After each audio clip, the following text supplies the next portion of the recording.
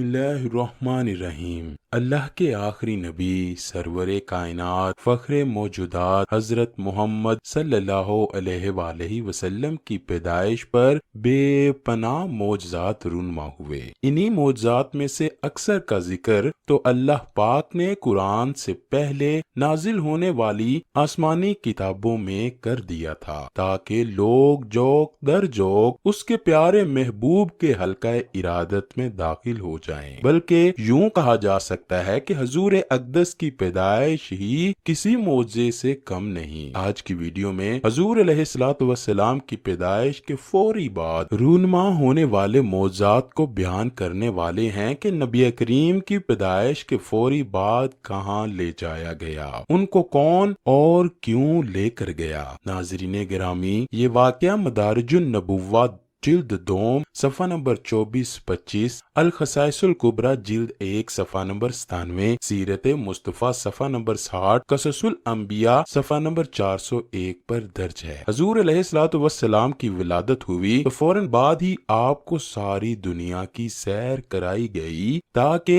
तमाम कायनात अल्लाह के महबूब और अपने आका सल्लल्लाहु अलैहि वसल्लम को पहचान कर जियारत का शरफ हासिल कर ले और आप सल्लल्लाहु अलैहि वसल्लम भी अपनी तमाम सल्तनत और तमाम उम्मत को देख लें। अपने लाडले बेटे मोहम्मद सल्लल्लाहु अलैहि वसल्लम की विलादत के बाद के अहवाल का जिक्र करते हुए हजरत आमिना फरमाती हैं कि एक बादल नमूदार हुआ, उससे घोड़ों के हिनहनाने और परों के फड़फड़ाने की आवाजें आ रही थी। उस बादल ने उन्हें ढांप लिया, वो मेरी नजरों से गायब हो गए। मैंने सुना कोई कह रहा था कि मोहम्मद को मशरिक और मगरिब और अंबिया कराम के अमाकनो विलादत पर ले जाओ और जिन्नों इनसे दरिंदों और परिंदों से और हर किस्म की रूहानी मखलूक से उनका तारुफ कराओ और उन्हें हजरत आदम अलैहिस्सलाम की सफूत, हजरत नूह अलैहिस्सलाम की रिक्कत व गरियाजारी, हजरत इब्राहीम अलैहिस्सलाम की खिल्लत व दोस्ती,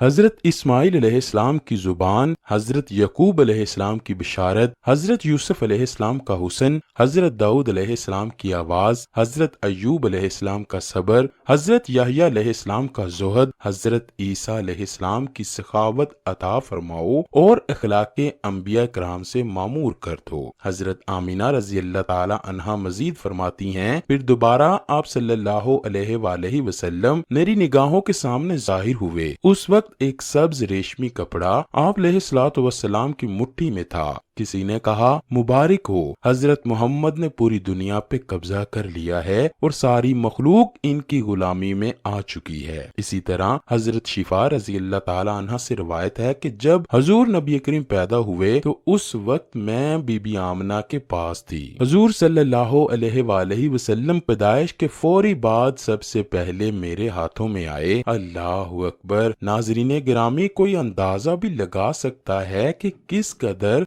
बरकत हाथ होंगे हजरत शिफा के कि जिन्होंने सबसे पहले नबी करीम को अपने हाथों में उठाया। क्या ही किस्मत वाले हाथ होंगे। खैर, हजरत शिफा फरमाती हैं, उस वक्त मैंने किसी कहने वाले को सुना, वो कह रहा था कि आप पर अल्लाह रहमत नाजिल फरमाए, आपका रब आप पर रहमत के फूल बरसाए। आगे फरमाती हैं, मशरिको मगरिब में जो कुछ था वो मेरे सामने रोशन हो गया और ये रोशनी इतनी थी कि उसमें मैंने रोम के महलात भी देख लिए। फिर मैंने रसूल अल्लाह सल्लल्लाहु अलैहि वसल्लम को कपड़े पहनाकर बिस्तर पर लेटा दिया। इसी दौरान अचानक रोशनी कम हो गई, मुझ पर रोब और कपकपी तारी हो गई। मैंने दाएं तरफ से सुना, कोई कहने वाला कह रहा था, इन्हें कहाँ ले गए हैं? जवाब आया, मगरिब की तरफ। इसके बाद फिर रोशनी फैल गई, मुझ पर रोब छा गया और मेरे रोंगटे खड़े हो गए। रोशनी फिर कम हुई, इस दफा बाएं तरफ से आवाज आई, कोई कह रहा था, अब इन्हें कहाँ ले गए हैं? जवाब आया, मशरिक की तरफ। हजूर नबी करीम की पैदाइश से पहले मक्का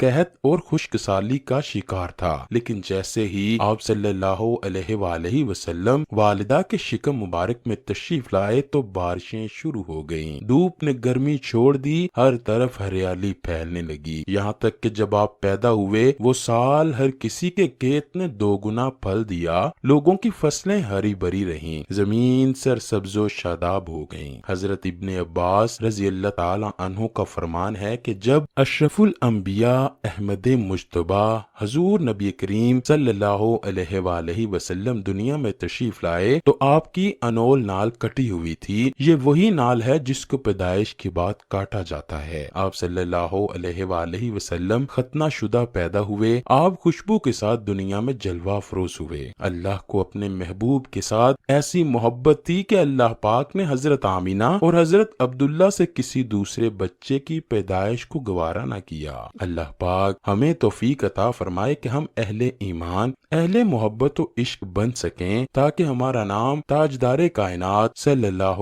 علیہ وآلہ وسلم کے عاشقوں میں لکھا جا سکے۔